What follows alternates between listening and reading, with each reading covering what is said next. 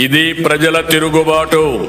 ప్రజలు గాని కండెర్ర చేస్తే మీ ఊర్లోనే మీకు పుట్టుగతులుండవు. ఈ విషయం మీరు గుర్తుపెట్టుకోండి.